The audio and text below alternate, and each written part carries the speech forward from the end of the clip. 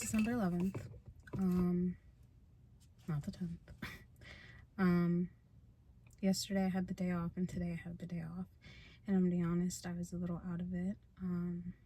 Not out of it, I was just tired and I didn't really want to do much of a lot, and I got up, I walked Cam, I went out and went to Costco with my dad and we got dinner, and I went back to bed. I want to get into some things that I want to talk about that I think it's a good time to talk about, you know? There's a lot going on right now. We're in December, you know, we only have January left before it's February, and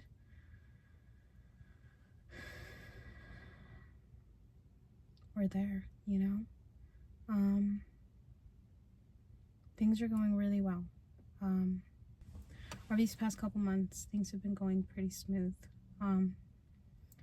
You know, I started building a routine. I started doing the things on the list that I had been putting off for so long.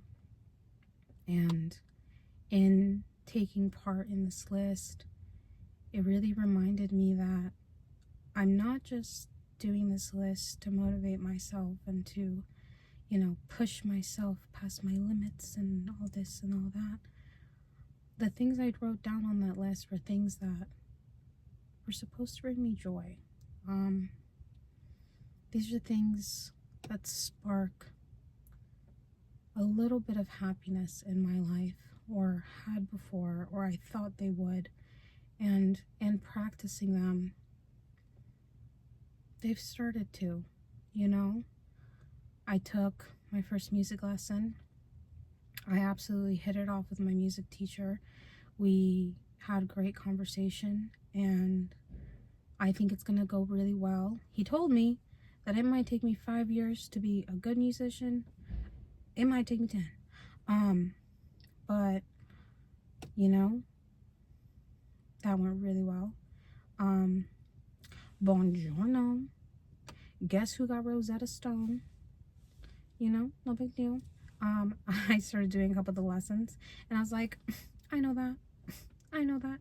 And then I got to a couple of things that I was like, I don't know that. And I was like, okay, well, good thing I'm studying. I went and saw a movie with my dad. He picked The Wild Robot. I did not suggest and or try to sway him, but it was a great movie. And that was that. I have my race in 3 days on the 14th. Really nervous, really excited. You know, with my race coming up and coming close to the end of this year, and my miles kind of like hanging there, and my shoes, and me running this race, it really like put into perspective what running is for me.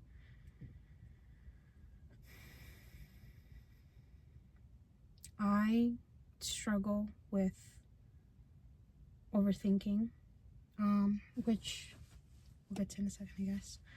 I think a lot of people do, but you know, with anxiety and I guess bipolar, it's really hard for me to shut off my brain. And when I manage to go on these walks with Camden or go hit a run, it's really some of the only times where I get to just shut everything off, put some music on, and relax, honestly. And the way that I feel after exercise, you know, running specifically, about myself, about what I feel like I'm doing, I feel accomplished.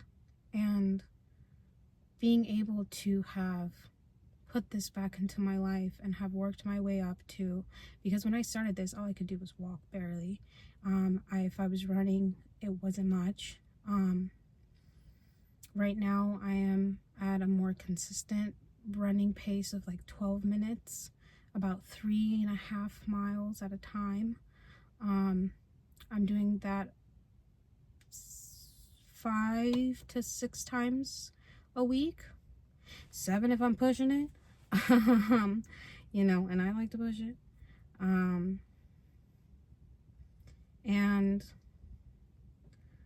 it just feels so good to be on this side of things. And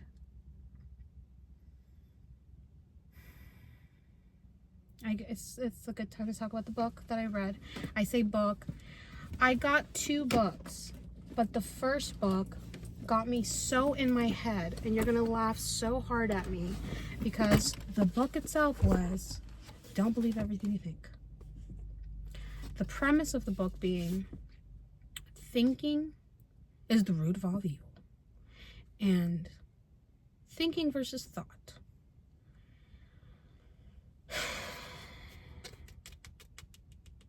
Now,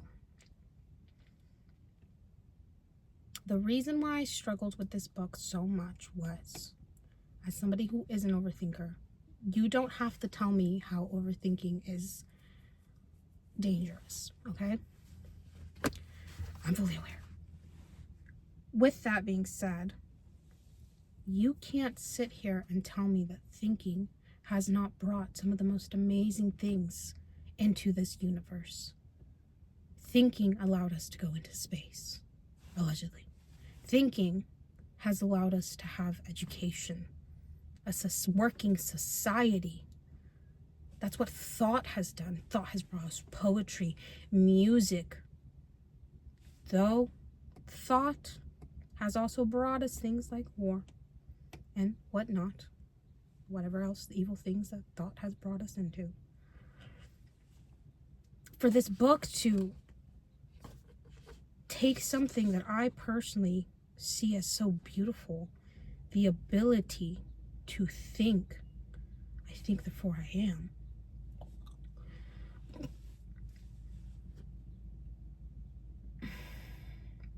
I struggled with it. It had some very valuable points where I had to take a step back and fully realize that I'm reading this book with a lot of thoughts already prior to it, and I'm struggling to take it in. And I couldn't stop thinking about this darn book, so much so that when I started reading this book, I went back to the other book. This book being The Power of Discipline. And the reason I started reading this book, to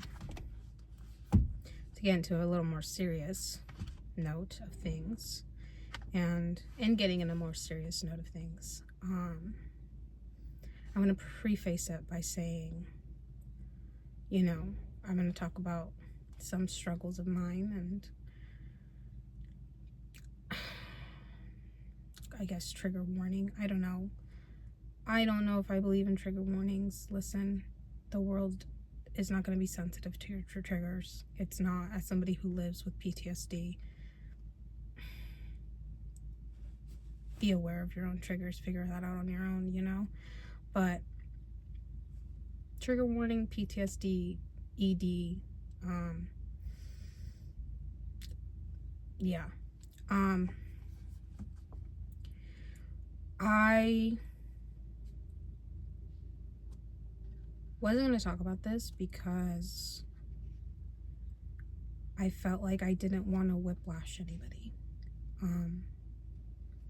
Not that long ago, I made, for what I felt was the healthiest decision, to take a step back from my videos, my YouTube videos, the trauma, the homework aspect of things. What it was doing to me and my progression life-wise was not helping me. And the setbacks that it kept causing was really taking me out.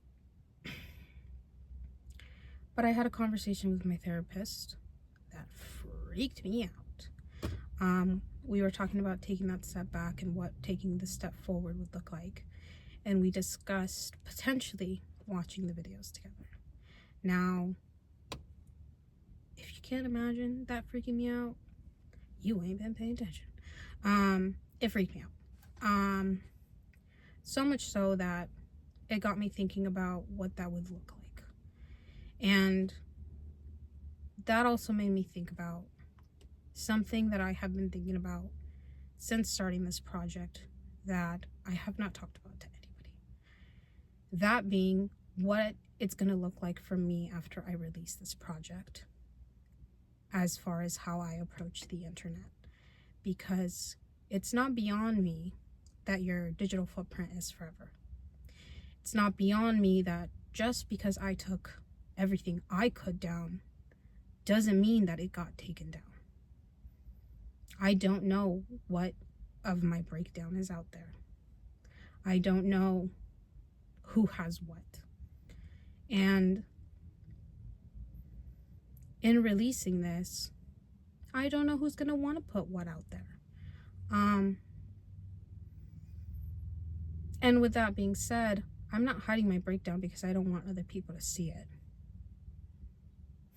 If you want to watch it, I'll make the videos public. Let's go. I don't want to see it. And that might not be an option I have, you know? And in talking to him about us seeing it together, I realized that I'm just going to keep running from this until I eventually have to face it. And that was a very hard pill to swallow. So, I sat down and I looked through all of the videos and I tried to watch what I could. I got through quite a bit, actually. I started at the very bottom.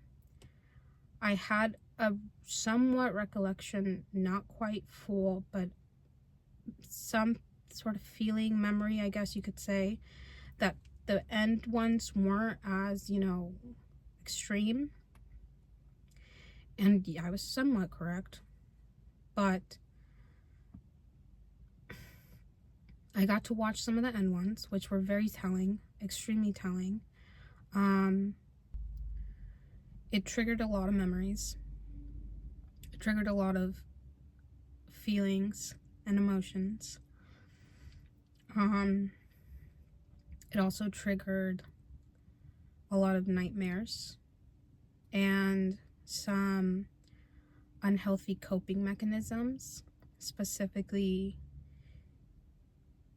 overeating at night in my sleep.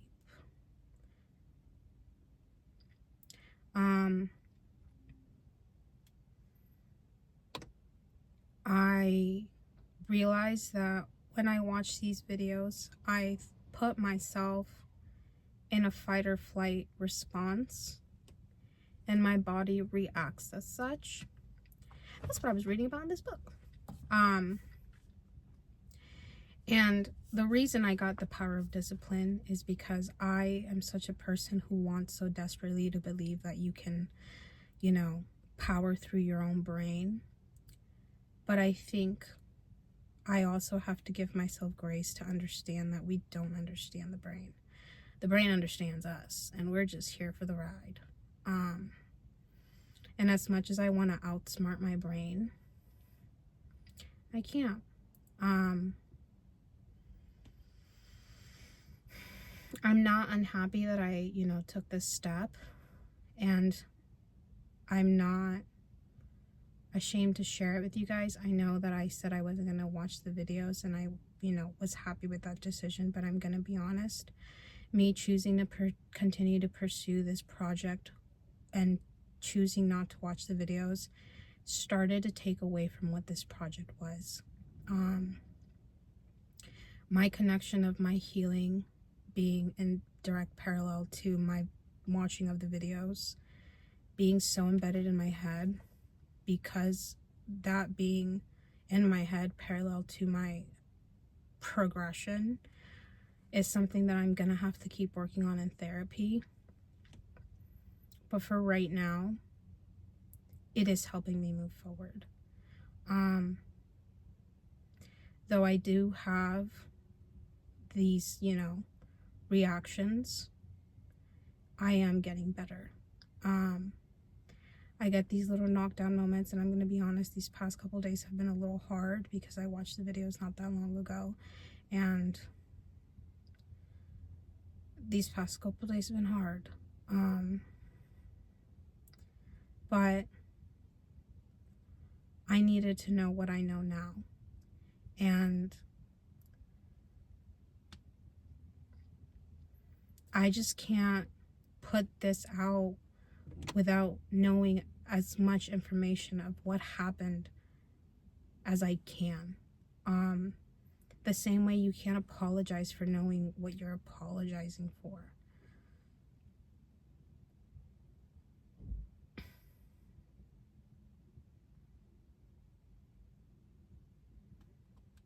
It's not like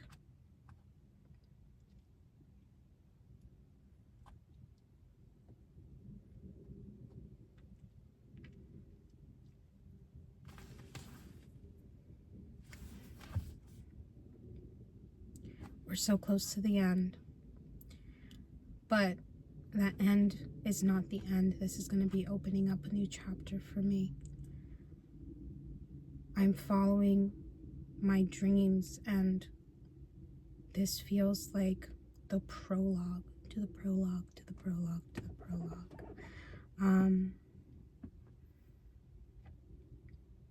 I knew coming into this year that this year was going to be the setup for next year, because I have such big plans for next year.